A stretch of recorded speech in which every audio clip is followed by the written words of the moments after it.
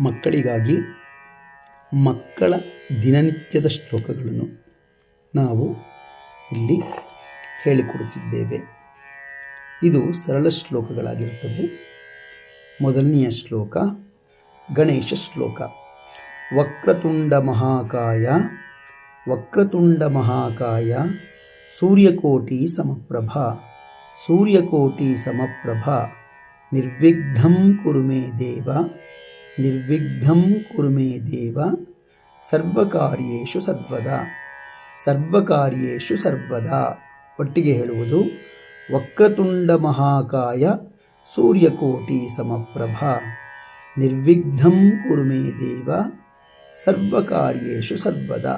ಮತ್ತೊಮ್ಮೆ ಹೇಳುವುದು ವಕ್ರತುಂಡ ಮಹಾಕಾಯ ಸೂರ್ಯಕೋಟಿ ಸಮಪ್ರಭ ನಿರ್ವಿಘ್ನಂ ಕುರು ಮೇ ದೇವ ಸರ್ವಕಾರ್ಯೇಷು ಸರ್ವದಾ.